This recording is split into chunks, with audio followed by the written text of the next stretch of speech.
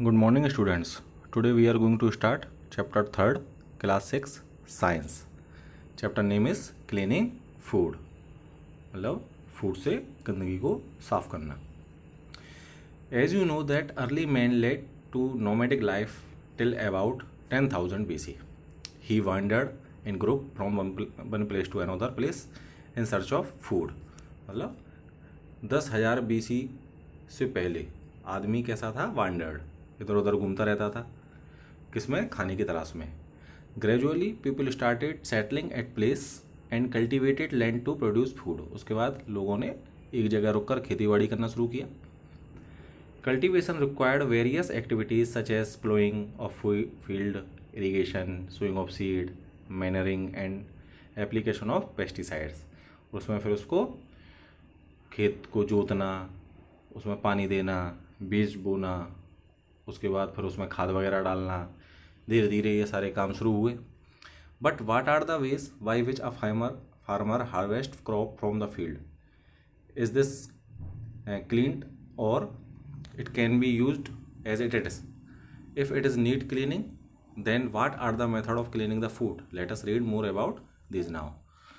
तो उसको जब वो फसल उग जाती थी तो उसको कैसे काटा जाता है, उसके बाद फिर उसकी कैसे साफ़ सफाई की जाती है, ये ही अब हम इस चैप्टर में पढ़ेंगे. So first is harvesting of crop. Crop की, फसलों की कटाई करना. द रिमूवल, काटना. कलेक्शन, इकट्ठा करना.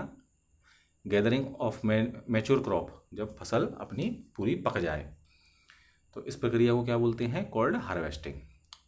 अब हार्वेस्टिंग के दो तरीके हैं, manual harvesting and mechanised. So manual harvesting means farmer remove और cut the crop using a special equipment called sickle. मतलब जैसे वो अपनी दरांत वगैरह होती है उससे फसलें काटना हाथों से. और मैकेनाइज्ड मतलब मशीनों के द्वारा, बिग ट्रैक्टर वगैरह, ये सब आपके मैकेनाइज्ड हार्वेस्टिंग है. अब है थ्रेसिंग. अब काटने के बाद सफाई शुरू होती है, उसमें से दाना बाहर निकाला जाएगा उसकी फसल में से. Farmer separate grains from the chaff of crop by various method. This process is called threshing. The harvesting crop are spread on the ground. Various animal like oxen, buffaloes walk over them to separate grain. तो एक तरीका क्या है कि कटी हुई फसल को अपने ज़मीन पर बिछा दिया जाए, उसके बाद बहुत सारे जानवर उस पर चलते थे तो उससे दाना बाहर आ जाता था. तो in large areas mechanised harvest are use which help both in harvesting and threshing. This is done by using machine called thresher और मोटराइज्ड मशीन कॉल्ड कंबाइन. आजकल थ्रेसर आपने देखा होगा, थ्रेसर का यूज करते हैं. एक साइड से उसको फसल को डालते हैं, उसमें से दाना एक जगह इकट्ठा होता जाता है, उसका छिलका एक जगह गिर जाता है. तो उसमें क्या क्या है? थ्रेसर. थ्रेसर स्मॉल मशीन, ये वो मशीन है in which the harvested crop is put and rolled under rollers. अंदर उसके रोलर चलते रहते हैं, उसके अंदर से वो फसल निकलती है. As the rolled the grain separate from the crop. और उसमें से फिर आपको उसका जो दाना है, अनाज है, वो आपको मिल जाता है अलग. कंबाइंड, ये लार्ज मशीन, ये बड़ी होती है. जैसे सेकंड वाले इसमें डायग्राम में आपको दिख रहा है, ये आप थ्रेसर है और ये आपका कंबाइन है. तो it is a large machine. Its wheels are rolled directly over the crop. इसमें डायरेक्ट क्रॉप के ऊपर इसको चलाया जाता है, उससे उसका ग्रेन सेपरेट हो जाता है. अब जरूरत क्वेश्चन ये आया कि हमें ज़रूरत क्या है? Why does food need cleaning? हमें साफ़ सफाई की ज़रूरत क्यों पड़ी? तो क्या है इसके? It removes the undesirable component.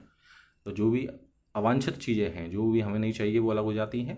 It separate the harmful component, stone, insect, तो जो भी पत्थर वगैरह, कण वगैरह, जो कीड़े मकोड़े हैं, वो दूर हो जाते हैं. इसके अलावा कुछ प्रोसेस हैं. First is winnowing. विनोइंग में दे दीजिए आप इसको. इसमें ये फार्मर क्या कर रहा है? एक ऊंची जगह पर खड़ा हो रहा है, उसके बाद इसमें अनाज को भरकर गिरा रहा है.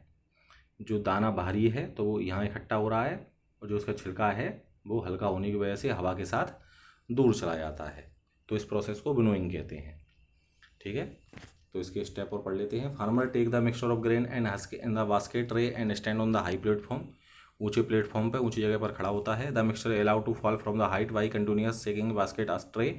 धीरे धीरे इसको हिलाते हुए वो उसको नीचे गिराता है. The wind carries lighter husk with it. उसके बाद छिलके को हवा के साथ वो दूर चला जाता है. And last is wheat grain being heavier. और भारी होने की वजह से आपका जो दाना है, अनाज है, वो इस जगह इकट्ठा हो जाता है. Next is hand picking, hand picking आपने घर पे भी देखा होगा, मम्मी वगैरह आपके दालों में से या अनाज को साफ़ करती हैं, हाथों से निकालना, हैंड पिकिंग, हाथों से उठाकर गंदगी को या स्टोन पत्थर वगैरह उनको अलग करना। Hand picking is usually done to clean food of undesirable substance such as small piece of stone, pebbles from the grain, छोटे छोटे कंकड़ों को दूर करना। This method is based on the difference in size and colour of grain and the unwanted material. At home this method is commonly used by people to clean cereals and pulses. तो घरों में हम अब देखते हैं तो इसमें अलग अलग आपको वो दिख जाता है कलर के हिसाब से या साइज के हिसाब से कि ये आपका अनाज नहीं है, इसको अलग कर दिया जाए। नेक्स्ट इज सीविंग, सीविंग मतलब छानना।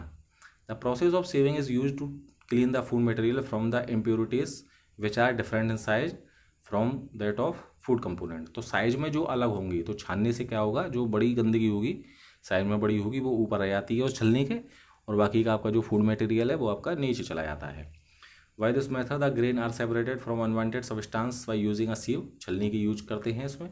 The sieve has holes through which the smaller particle passes, तो उसमें छोटे छोटे छेद होते हैं छलनी में, आपने देखा होगा, और जो आपका फूड मटेरियल है वो पास हो जाता है। क्या करते हैं इसमें, एट होम बी क्लीनर, इसमें हम क्या राइस वीट वगैरह ये सब अपन साफ़ करते हैं। वीट फ्लोर, आटे को भी छाना जाता है, फिर जो उसका जो भूसी टाइप की होती है वो उसमें ऊपर रह जाती है। In the flour mill wheat grain is separated from the harmful unwanted substance like stone and slanting sieve, और आपके बड़ी बड़ी फ्लोर मिल में भी इसका यूज किया जाता है। Okay, so this is the part first of chapter 3rd. In next class we will continue its chapter in part 2nd. Till then, bye bye.